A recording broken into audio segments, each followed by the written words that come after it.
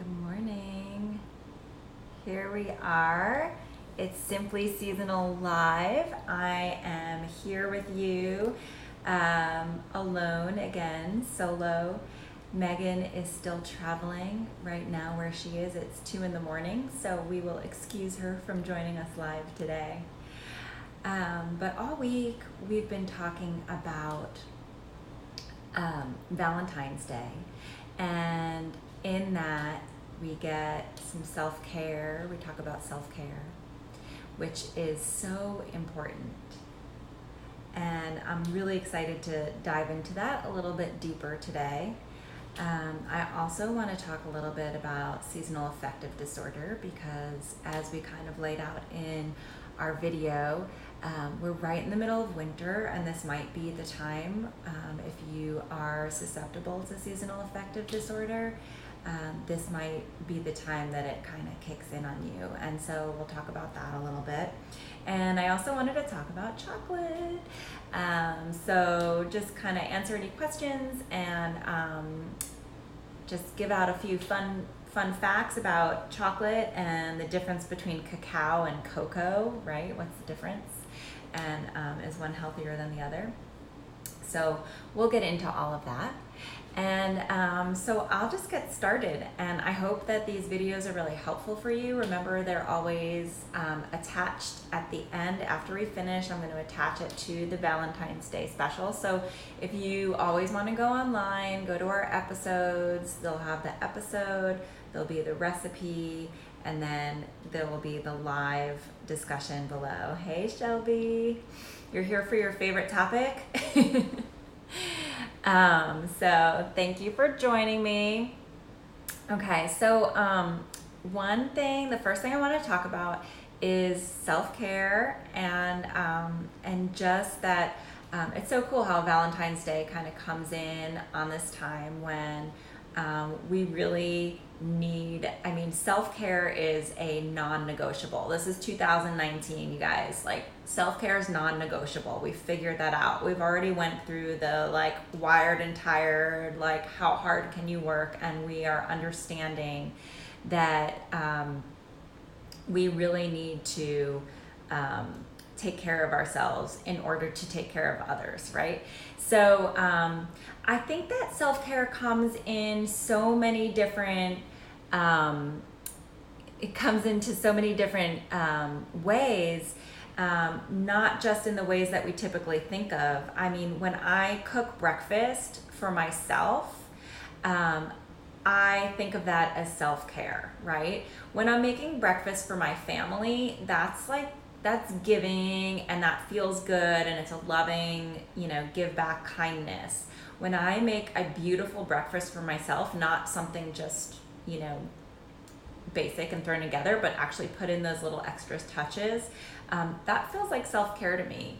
And even just the act of cooking, and I guess that's why I do what I do, because I really feel like cooking really heals me and calms my nervous system.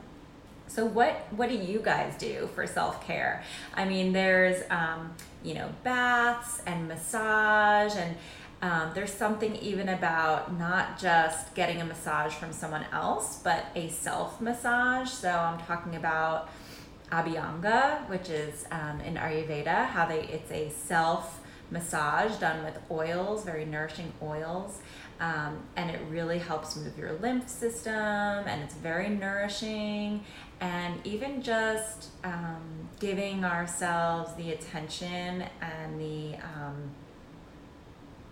mindfulness to every little part of our body, not just the parts that people see. I always say, don't just put lotion on the parts people see. Let's get into all the little parts of yourself.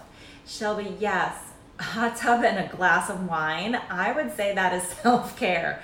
And a bath, it doesn't have to be a hot tub. Probably a bath even more if the hot tub is, full of chemicals. But a Epsom salt bath, oh my gosh, giving yourself a nice magnesium dose and just kind of soak in your own quiet time.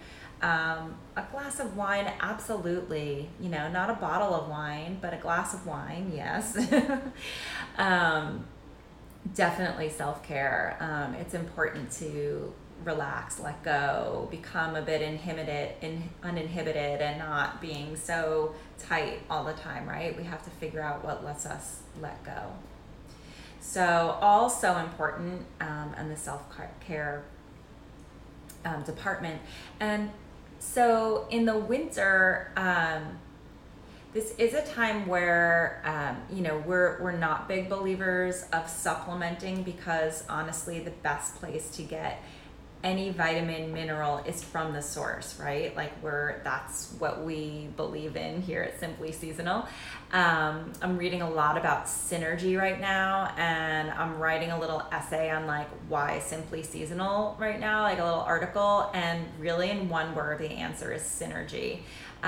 It's so important the way things work together and come together perfectly for a reason, made from the energy from that place, that time, that environment, whatever it grew for that, it's the perfect thing for you, right? But we are finding with modern medicine that a lot of us are lacking vitamin D in the winter. And I just want to touch on this a little bit. It's not something I've had issues with, because I managed to get outside, I think, enough, because I do outdoor activity. But like I know my husband has, gone to the doctor, and his vitamin D levels are so low because he's working inside. I mean, he's barely outside in the daylight in the middle of winter. And so he had to supplement in pretty hard. And it's one of those things where, okay, when they make vitamin D supplements in pill form, like tablet form, so this is so interesting. So they lay out the vitamin D in a sheet, say, right? And then they're gonna like stamp out these pills. Well, vitamin D is kind of like globs together because it comes from fat. The only real source of vitamin D comes from animal products, meat and animal products. So it comes in these like fat globules. And so what they're finding is that when they press out these vitamin D pills, some will be super rich in vitamin D and others will have very trace amounts of it. So you don't know what you're getting. I know there's also issues on absorption of it through a pill. So a better way to do it if you are going to supplement with vitamin D is getting the liquid form. And I've seen roll-ons where you can put it on the inside of your wrist or the inside of your leg. And from what I understand, that's a better way to supplement your vitamin D. Of course, getting out in the sun is ideal, and you want to do 20 minutes without sunscreen a day. But even depending on where you live towards the equator, or if you're more north, that might not even be sufficient. We're not getting enough daylight or sunshine. So this could a lack of vitamin D can cause some depression. And so if you deal with some seasonal affective disorder, this might be something to look in, get your vitamin D levels checked. There's also UV lamps that help with this, and might be something to look into. It's a little light therapy. So just really kind of interesting. Omega-3s are always very important to stay up on in the winter time, especially. So just adding in all those kind of things. And one thing I love is one of the best sources of vitamin D from food is an egg yolk. And when you think about it, like a fried egg, it looks like the sun, right? That egg yolk is like the sun, and vitamin D comes from the sun. And I think that's so cool. That's a good one. But it is difficult to get vitamin D3, which we need vitamin D3, which our body creates. We have cholesterol in our body, which is good. And when the sunlight interacts with the cholesterol, it produces vitamin D3. And so that's what our body needs. A lot of the vitamin D pills are vitamin D2, especially if they're vegetarian or vegan. It's going to be more vitamin D2, and it's vitamin D3 that we need. So just things to look into further if you're getting into that. And so next, I'm going to talk about chocolate. Have you guys seen a cacao tree? Like the way chocolate grows, it is so cool. It's like these giant pods, and then they crack open these big pods, and all the beans are inside. And that is so fascinating to me. And those beans look just like coffee beans, and they actually grow very near in the same environment as coffee. They're both caffeinated. So there's a lot of similarities between coffee and chocolate. And so that bean in that form is, when you read all the articles about how healthy chocolate is, that's what they're talking about, is that bean. But just like coffee, the chocolate beans, these cacao beans, are super, super bitter. And if you could try, so sometimes you can buy them just whole, and they'll like roast them out in the sun, just let them dry, and you can just nibble on them, and it's like super, super bitter. But you're like, oh, there's that chocolate flavor, but it's not that sweet. So it's knowing, if you're kind of a chocoholic, you want to understand if you're going for the chocolate or are you going for the sugar that comes with the chocolate, right? So there's kind of a difference in that. But one neat little product that comes out is the cacao nib. And so these are cacao nibs, and there we go. And I love to sprinkle these on I'll make a green smoothie and sprinkle these on there, or I'll make like banana ice cream. Shelby, you showed me that.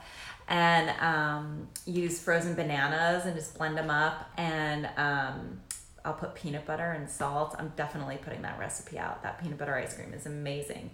And then you sprinkle these cacao nibs on top for the crunch, and you get that chocolate flavor and idea, and it's so good. So the cacao nibs are really nice for that. Then they go ahead and process these cacao nibs into a powder form, and that's where you have cacao powder. So this is the raw cacao powder. I shared with you that awesome FUD recipe, which Shelby, that might even be your recipe. Is that your recipe? So it's amazing recipe that just uses the cacao powder.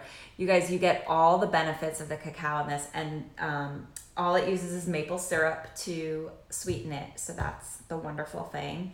And it's delicious. So watch the episode and or get onto the link of the episode, and the recipe's on there. It's so super easy.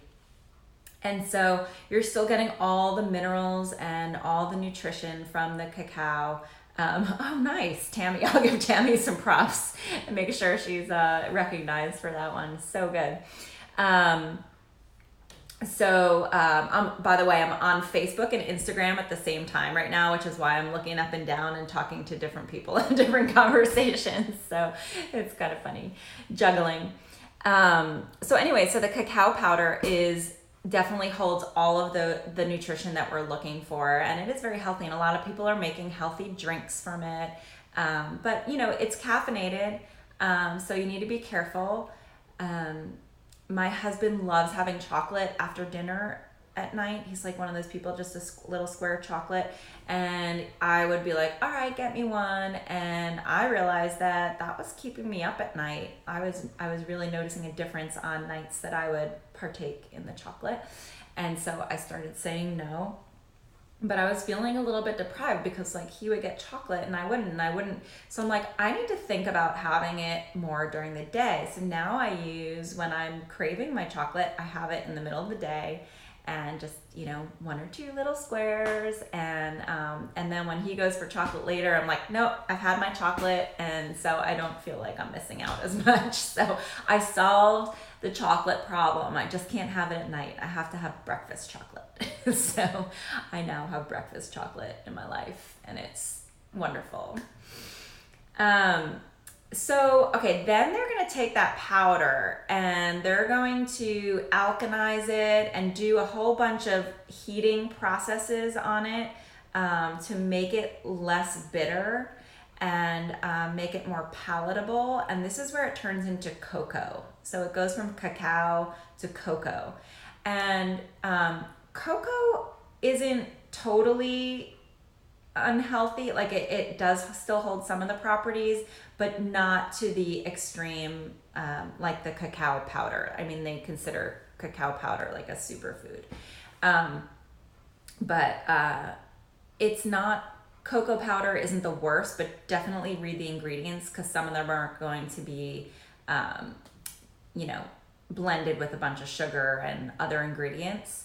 But they're meant more for conventional baking and what people think it's more of a chocolate powder, and more of that chocolate flavor that we think of, the sweet chocolate flavor. So just be careful there. And then when it comes to making chocolate and chocolate bars is when they start melting that down and heating it up and adding in different kinds of sweeteners and sugars. And so that's where the chocolate bar starts to change. So I've always been told, go for the chocolate that's 70% more, 70% cacao or more. That seems to be a good, walking on the edge. It still has a little bit of sweetness.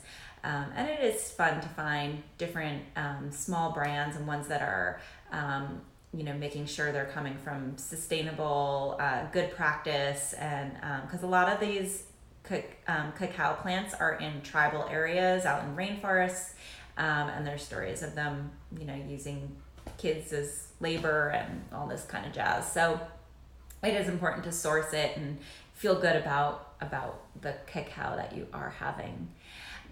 There's so many beautiful chocolate bars out there. We have been highlighting the Beauty Bar chocolate, and I have been eating it all week, and it's really a beautiful, it's very different. Like the texture is different. It lights you up. It's really interesting. So, we have our coupon. It's Simply Seasonal 20. You can use that to get 20% off the Beauty Bar chocolate. So you can go onto their website and try it out and purchase it. See what you think. Let us know.